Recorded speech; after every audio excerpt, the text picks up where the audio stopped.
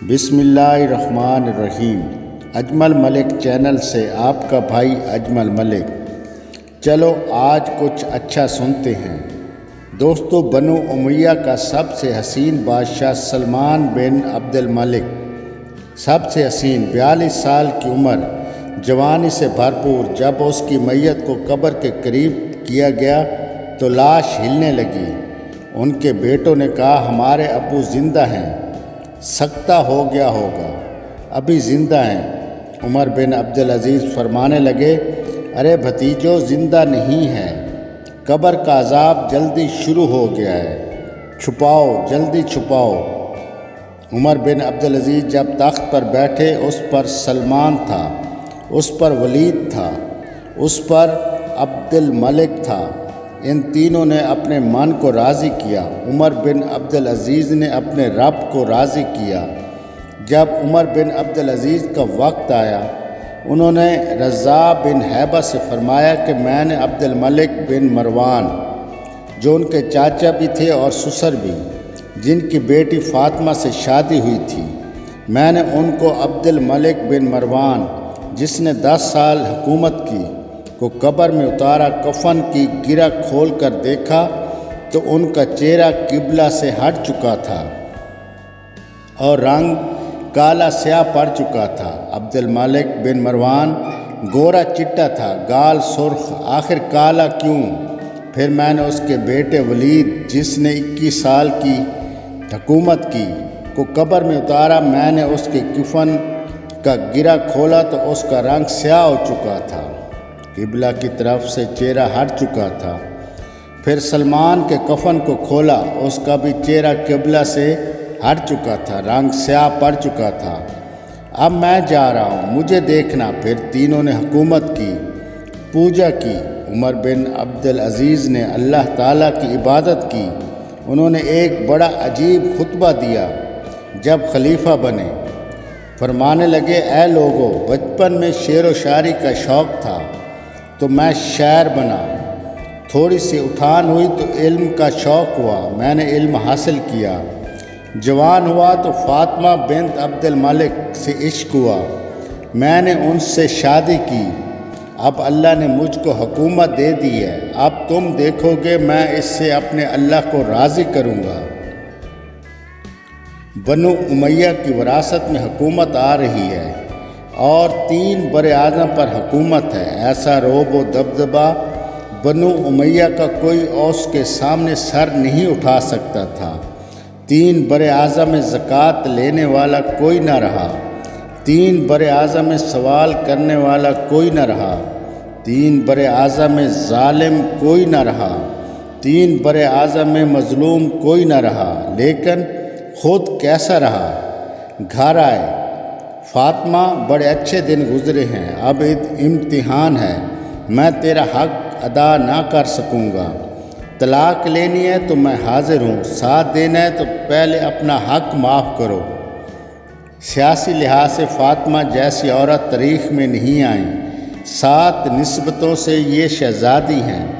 فاطمہ کہنے لگی، عمر، میں نے سکھ کے دن آپ کے ساتھ گزارے ہیں، دکھ میں آپ کا ساتھ چھوڑ کر نہیں جاؤں گی، میں آپ کا چھوڑ نہیں سکتی، جائیں، میں نے اپنے سارے حق معاف کیے۔ پھر عمر بن عبدالعزیز کی راتیں اور دن کیسے گزرے؟ مصلح پر روتے روتے وہیں سو جاتے تھے اور مصلح پر روتے روتے وہیں سے اٹھتے۔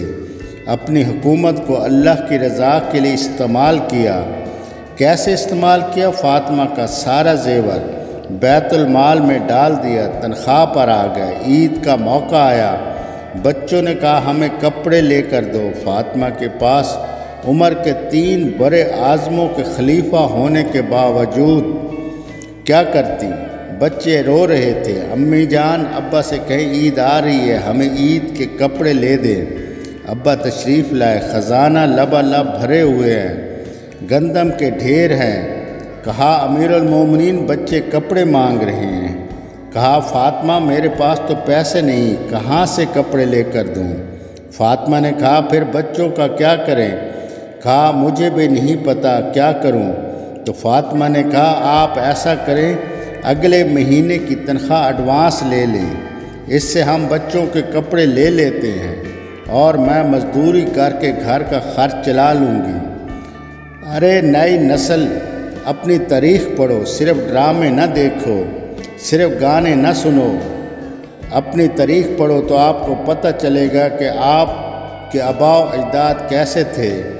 پھر عمر بن عبدالعزیز نے بلایا، اپنے وزیر خزانہ مزاحم تھے، اپنا غلام، ہاں بھائی مزاحم، ہمیں بچوں کے کپڑے چاہیے، اگر اگلے مہینے کی تنخواہ ایڈوانس مل جائے تو میں اپنے بچوں کے کپڑے خرید لوں گا۔ وہ کہنے لگے، ارے امیر المومنین، آپ مجھے لکھ کر دے دیں کہ آپ اگلے مہینے تک زندہ رہیں گے، میں آپ کو تنخواہ دے دیتا ہوں۔ آپ نے سر جھکا لیا، اٹھے، گھر آئے، اپنی بیوی سے کہا، فاطمہ، بچوں سے کہہ دے کہ ان کا باپ ان کے کپڑے نہیں لے کر دے سکتا، عید کا دن آ گیا، بنو امیہ کا خاندان ملنے آ رہا ہے، سارے سرداروں کے بیٹے، اعلیٰ ملبوسات سب ملنے آ رہے ہیں۔ تھوڑی دیر بعد دیکھا تو بچے بھی ملنے آ رہے ہیں، امیر المومنین کی حیثیت سے بچے باپ کو ملنے آ رہے ہیں اور وہ ان کے جسموں پر پرانا لباس ہے۔ حضرت عمر بن عبدالعزیز نے ایک طرف دیکھا تو سرداروں کے بیٹے اور زرق برق پوشاکیں، ایک طرف اپنے بچوں کو دیکھا، جسموں پر پرانا لباس۔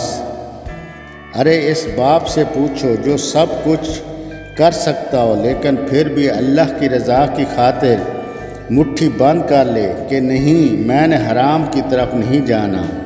بچوں کو دیکھا تو آنکھیں ڈگمگا گئیں۔ فرمایا، میرے بچوں، آج تمہیں اپنے باپ سے گلہ تو ہوگا کہ آج ہمارے باپ نے ہمیں کپڑے ہی لے کر نہیں دیے۔ ان کے ایک بیٹے تھے عبد الملک، وہ آپ سے بھی 4 ہاتھ اوپر تھے، وہ آپ سے پہلے ہی اللہ کو پیارے ہو گئے تھے۔ عبد الملک وہ آپ سے پہلے ہی اللہ کو پیارے ہو گئے تھے۔ کہنے لگے، ابا جان، آپ کو عید مبارک ہو، آج ہمارا سر بلند ہے، ہم شرمندہ نہیں ہیں۔ آپ کو مبارک ہو، ہمارے باپ نے قومی خزانے میں بددیانتی نہیں کی، ہم شرمندہ نہیں ہیں، انسانوں کو کپڑوں میں نہیں تولا جا سکتا۔ آج میرے دیس کا مالدار اتنا فقیر ہو گیا ہے، اتنا چھوٹا ہو گیا کہ وہ اپنا تعارف کروانے کے لیے 50 لاکھ کی گھڑی لے لیتا ہے، 6 لاکھ کا جوتا لے لیتا ہے۔